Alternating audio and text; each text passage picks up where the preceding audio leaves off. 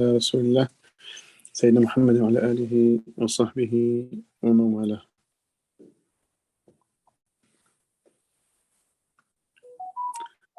Last time we started the story of Surah Al-Kahf, which is the first story, which is the story of Ashab al-Kahf, which is the people of the cave, or the youth of the cave. They're all young, as I said. Basically, they're teenagers, and they were living under the Roman Empire. So not too long ago, yeah. Just, so,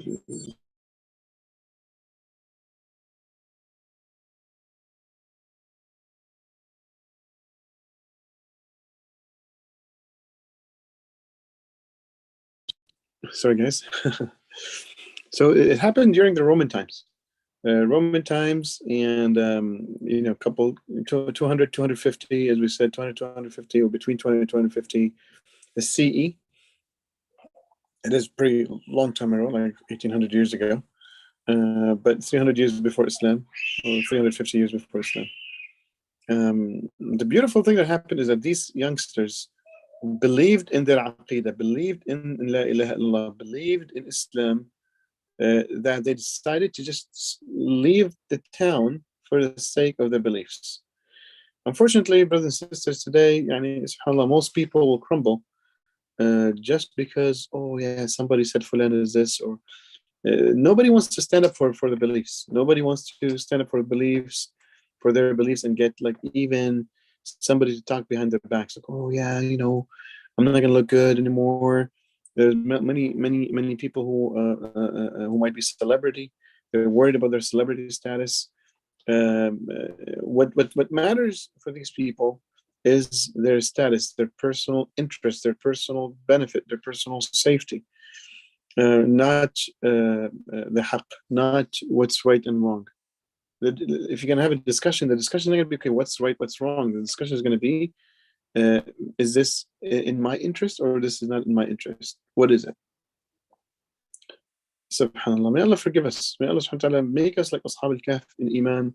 Allah gave them as an example because they're example for humanity. They're example of youngsters who saw the truth, and they decided that, halas, that's it. If the governor of this, or the mayor of the governor of the city will not allow us to live here, and will persecute us for our deen, we're leaving. We're taking out. It doesn't matter where we go. We have no idea where we're going to go. We're just going to ask Allah subhanahu wa ta'ala for support, for help, and we're going to go because Allah will take care of us. Allah will take care of us.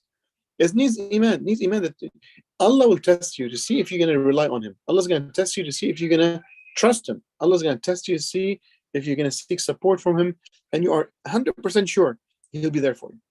This is the test. What is the test? The test is that. The test is just that. What's the test? The test is just that. Are you going to trust Allah? Allah told you, look, I am with the believers. I'm going to take care of the believers. Are you going to trust that? Are you going to trust it or not? Ashab al-Kahf trusted it. They left. They didn't know where they're going.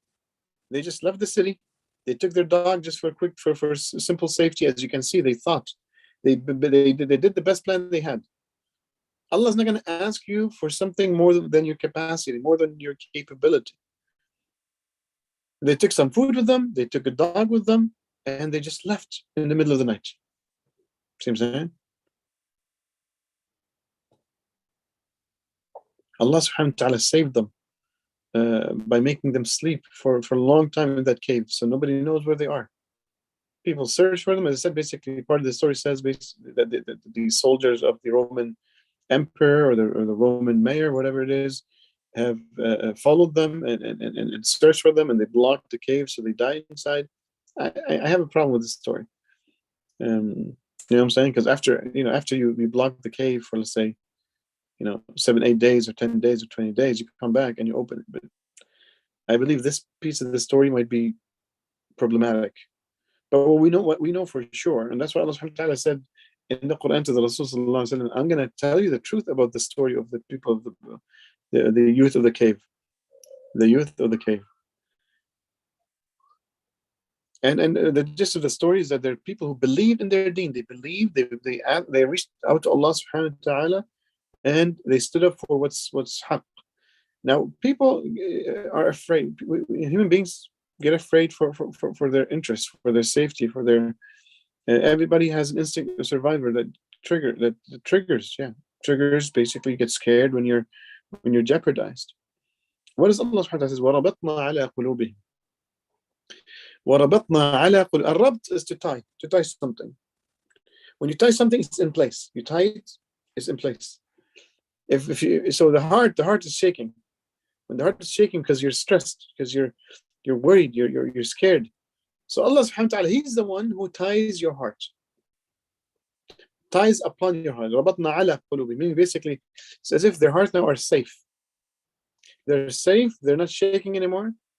They got power, strength, courage to resist, to face off the challenges, to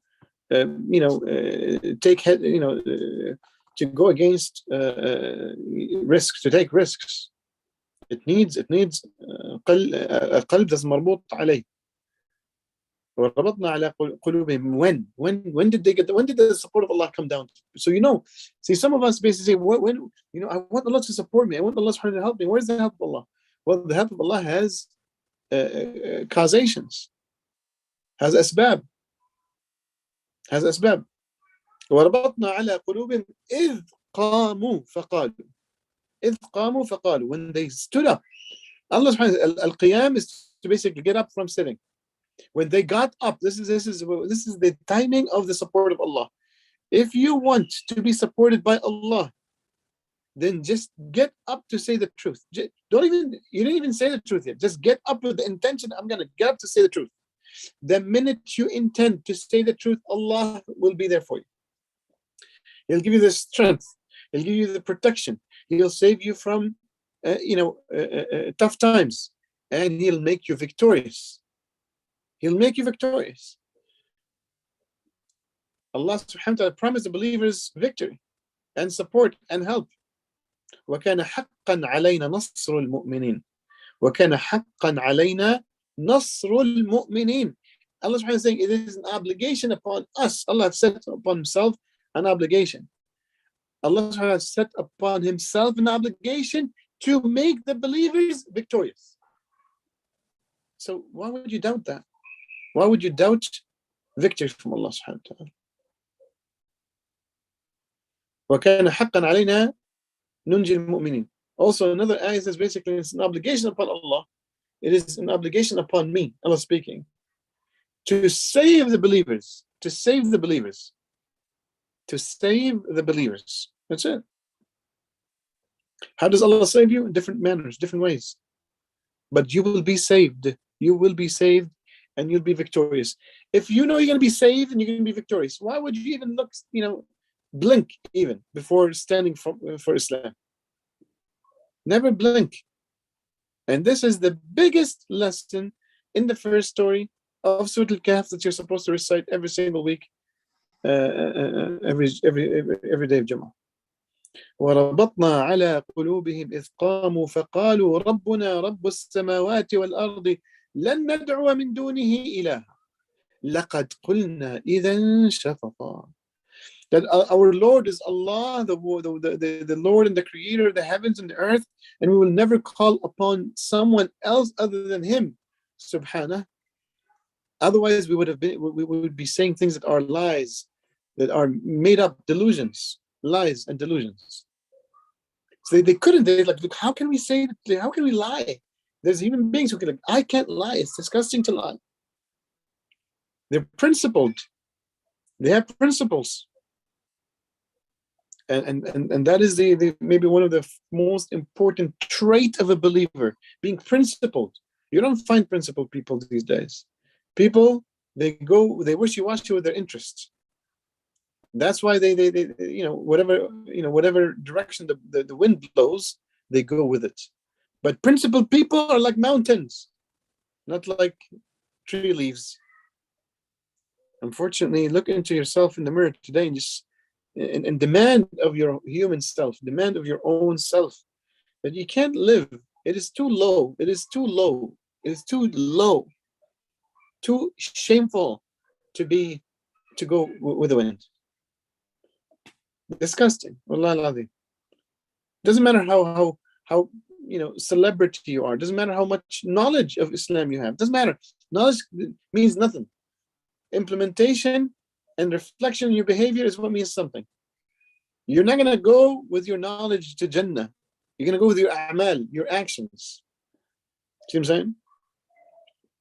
The act of gaining knowledge is an act. Sure, you take that with you. But knowledge is just information. It's a witness for you or against you. The Rasul said, the Quran is the witness against you or for you. It's just information. You don't take that information from Allah subhanahu wa ta'ala. You knowing it, okay, you might get the ajr of actually seeking knowledge. But what you need to be asked about is your a'mal, your deeds. Don't confuse the two. Knowing about prayer doesn't mean you prayed. Knowing about zakah doesn't mean you made zakah. Knowing about hajj doesn't mean that you went to do hajj. Knowing about basically saying the truth doesn't mean you're going to say the truth. See what I'm saying? But these youngsters, teenagers, Allah subhanahu wa ta'ala chose youngsters so they can be an example for humanity. Youngsters, teenagers. Are you a teenager? We have lots of youth here, I'm pretty sure. Are you a youngster? Then you can be a role model for humanity, like just these youth did, or were. هؤلاء قوم اتخذوا من دونه آلهة لولا يأتون عليهم بسلطان بين فمن أظلم ممن افترى على الله كذبا. These are our people. It hurts when basically your own people let you down. It hurts, it burns. Those are our people. They've taken idols to worship beside Allah knowingly, because it was a Christian city. The Levant, this area of the Levant was some of it was Christian. Some of it, the da'wah of Isa alayhi salam with his disciples, the 12 disciples of Isa, when they spread across the empire and they started giving da'wahs, lots of pockets of Christian good beliefs, like Christian real beliefs, like real Islamic tawheed, basically. So our people, because of the Roman Empire and because of the oppression of the Roman Empire, because of the threat of the Roman Empire to the people to leave their deen, just kind of like we're living as Muslims today. There's Islamophobia, there's laws against that are full of hate and disadvantages against Muslimin everywhere in the West. Look at what's happening in France. The president of France says we need to have a French Islam. Islam is not welcome as it is to France. We need to make it. We need a Western version of Islam. He wants to change the deen. He's so vulgar. He says that in public, on the news channels everywhere. He's like, no, we don't. Islam, we can't accept it as it is. We need to change it. And you have millions of Muslims in France right now, basically. Some of them will accept us. Like, yeah, well, that's just like the people of the Ashab al-Kahf. Just like as the people of Ashab al-Kahf, they accepted what the Roman Empire have forced upon them of beliefs. They started basically worshiping idols. Some of them hating it, some of them okay with it. But these 7 years says, no way, we will never do this. There's no such thing as lesser of two evils, blah blah. We're never gonna do this. We will never gonna do this. How could we live? How can we live worshiping an idol? And every era and every age has its idols. How can we live when we basically gonna let go of Allah subhanahu wa ta'ala? What's left when we let go of Allah subhanahu wa ta'ala? What's left? What's left in my nafs? What's left in my human being? What's left in my human creation? Nothing is left when we leave Allah subhanahu wa ta'ala. We'll never do it. They'll never do it. So those youngsters were a shining star for humanity. That's why Allah have talked about those 7 people in this surah.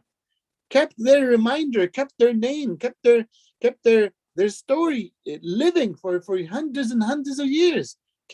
As a reward for them, as an honor for them. When Allah subhanahu wa ta'ala mentions you in the Quran, most of the Sahaba basically would wish to basically be in such a situation. Imagine just regular human beings. I mean, the Sahaba were also mentioned in the Quran, just like the Ashab al-Kahf were mentioned in the Quran. Seems saying?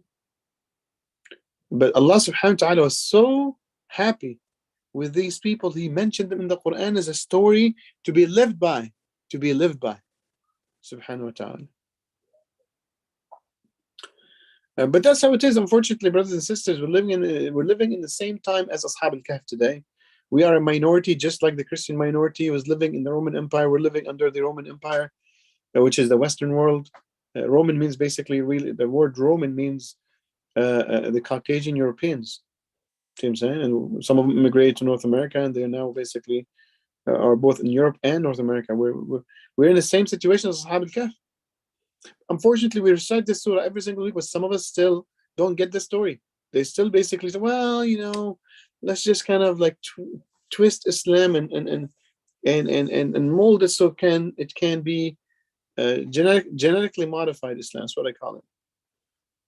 More consistent with liberal values. What are you talking about? So it's okay but that's what the problem is.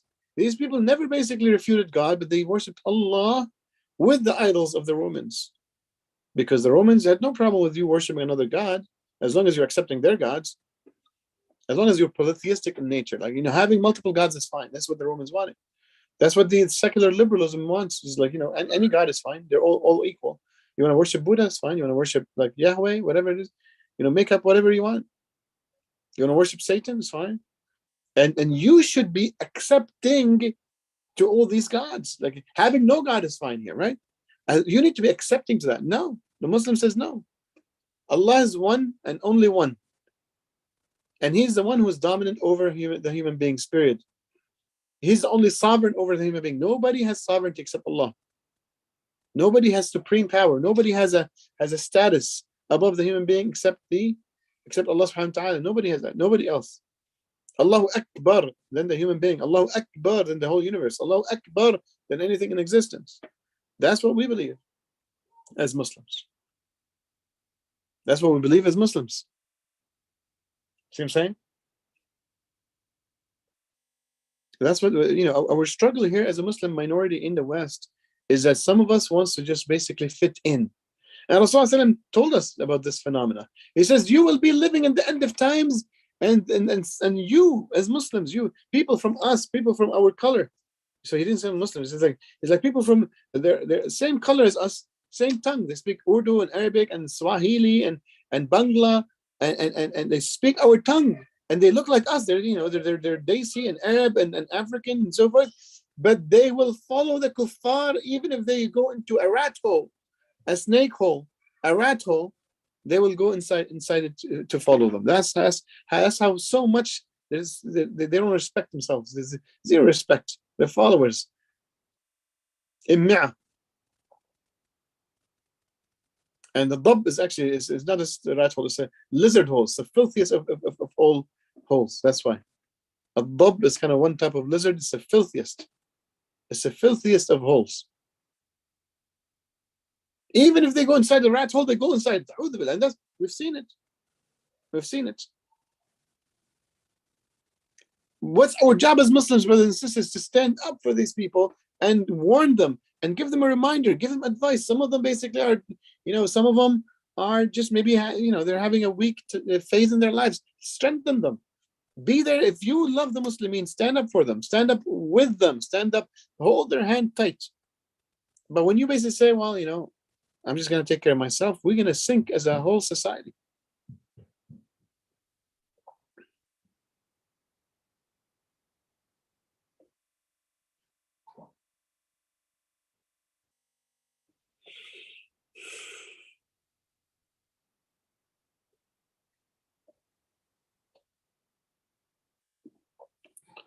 I hope this point basically has been, clear. And we're living within Ashab al-Kahf's times. We're living the same time. Same time. They're Muslim minority living under the Roman Empire. We're a Muslim minority living under the Roman Empire. That's it. So it works. I hope you guys learned a lesson. Read this surah. Read this surah is beautiful.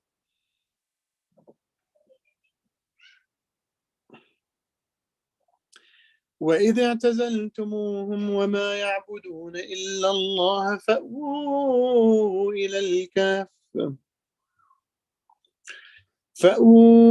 إلى الكهف ينشر لكم ربكم من رحمته ويهيئ وَيُهَيِّئْ لَكُم مِّنْ أَمْرِكُم مِّرْفَقًا. And if you isolate yourself from them, you just retreat away, you recede away, you leave that town, you did hijrah. Allah subhanahu wa ta'ala, that is al-uzla. Al-uzla is when you kind of just you say no. We're gonna back off. We're not gonna assimilate. It's the opposite of assimilation. وَإِذَا اعْتَزَلْتُمُوهُمْ وَمَا يَعْبُدُونَ, and what they worship, إِلَّا اللَّهِ, except Allah subhanahu wa ta'ala. Except Allah subhanahu wa ta'ala. You've distanced yourself from all their shirky behavior, and you secluded yourself with Allah subhanahu wa ta'ala. Allah saying, go to the cave. Go. If this is the only place that you know to go to, that's the only thing that occurred to them. Like, we're just gonna go find a cave outside in the jungle, in the outskirts, in the open, in nature. We'll find a little cave and we'll just kind of like take it as home, because we're leaving civilization. يَنْشُرْ لَكُمْ رَبُّكُمْ مِنْ رَحْمَتِهِ. Allah, al-nashr is basically when something is spread. Allah will take His mercy, spread it across you. It's not going to give you a little bit. He's going to يَنْشُرْ لَكُمْ. And nashr is to basically, as I said, to spread widely. يَنْشُرْ لَكُمْ رَبُّكُمْ مِنْ رَحْمَتِهِ وَيُهَيِّئْ لَكُمْ مِنْ أَمْرِكُمْ مِرْفَقًا. And He's going to prepare for you, for yourself, a way out, and a direction that's known, and a guidance that will basically reach you. Allah will take care of your stuff. Allah will take care of your life. Allah will take care of your matters. Allah will take care of every single aspect of your coming up life. But this is what it is. This is how it is. Allah's telling you, you rely on me. You rely on who? You rely on yourself. You rely on the human beings. You rely on the kuffar. You rely on the hypocrites. You rely upon yourself, and you're weak. We're supposed to rely upon Allah subhanahu wa ta'ala, nobody else. But these aqidah concepts are gone. They're not there anymore. They evaporate. You take what I just said, basically. People will laugh at it. Like, what are you talking about, man? She's like, you crazy? Like, what do you mean, like Ashab al-Kahf? Just chill, dude. You're supposed to just fit in here in society. Do what society does. Remember, basically, you do in Rome, you do what Romans do. This is the Christianity that was twisted. This is the Pauline. This is Paul when he twisted Christianity. When you're in Rome, you do what the Romans do. This is the lies that they spread and ruined the faith of the early Christians, the real Christian believers. With the same slogans are still used today for the Muslimin. For the Muslimin today. What do you mean? Like, basically, if you're in Canada, do like what Canadians do. So should I go basically start eating pork and drinking alcohol and getting a girlfriend, boyfriend, and clubbing? So what Canadians do? I still remember one time I said at work, I said, I don't drink. It's like, well, one person that was holding a beer, they wanted to go and drink. I was like, okay, I'm out of here. He's like, how can you be Canadian without drinking? You can't be Canadian without drinking. I'm like, okay, I'm not Canadian then. It was very simple. Like, oh yeah, what? Yeah. If you're defining Canadian with drinking, then I'm not Canadian. Just to be very frank. But I thought basically there's diversity in Canada over here. No, So they shut up. But this, unfortunately, this is what happens every day. At this moment, that person spoke it like that, was very explicit and direct.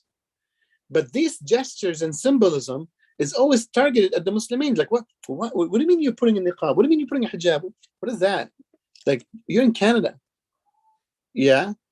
So I need to take off my hijab to be Canadian. And that's why we need, as a Muslimin, need to understand that our beliefs are number one. Okay? And we make dua that Allah subhanahu wa ta'ala makes Canada a place of safety and place of even acceptance for the Muslimin here, as they are with their Islam fully. Yeah, we make dua that Allah subhanahu wa ta'ala makes this country a place of safety upon the Muslimin. There's no problem with that. But if they're gonna not accept our deen, then they're not gonna accept us. We will not basically leave our deen for anything in life. Okay.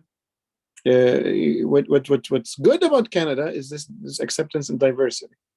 But when it gets eroded bit by bit, we're gonna say, hold on a second.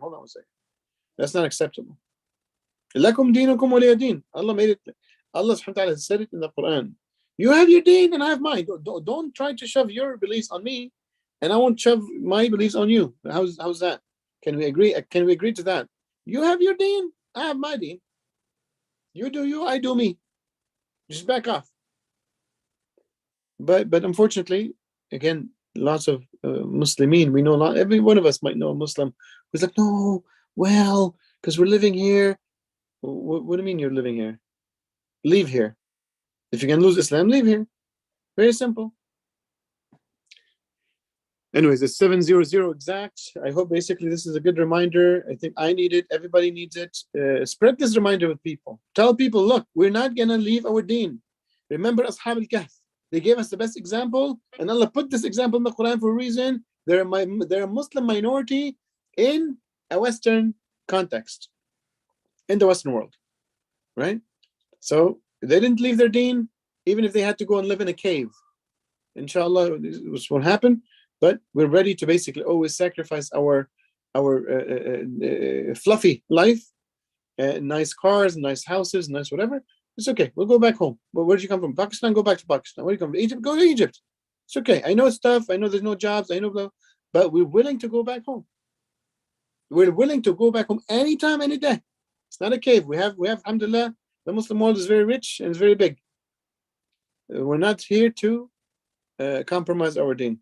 So with that, inshallah, I'll leave you and ask Allah subhanahu wa ta'ala to make us from those who are saved from hellfire in this month. Ask Allah subhanahu wa ta'ala to accept your salawat, siyam, qiyam, all of your ibadat and ta'at. آمين آمين آمين. اللهم اجعلنا من المعتقين من النار. اللهم اجعلنا من المعتقين من النار. اللهم اجعلنا من المعتقين من النار. وصلى الله على رسوله الكريم وآخر دعوانا الحمد لله رب العالمين. السلام عليكم ورحمة الله وبركاته. Wa alaikum assalam, Sheikh. Thank you for the Tafseer on Surah Kahf. It's very important to know, of course, to be steadfast in belief and having trust in Allah subhanahu wa ta'ala. And it is a Friday, so do remember to recite Surah Kahf. We have almost like 40 minutes or maybe 50 minutes till Maghrib, so do remember to recite. And also, it is the month of giving, so don't forget to donate to the IFU Institute, just so we can keep giving you these great programs catered towards you, the youth, so we can make us stronger during the times of the Surah Al-Kahf. Right, take care, everyone. Hope you have a great iftar. Assalamu alaikum.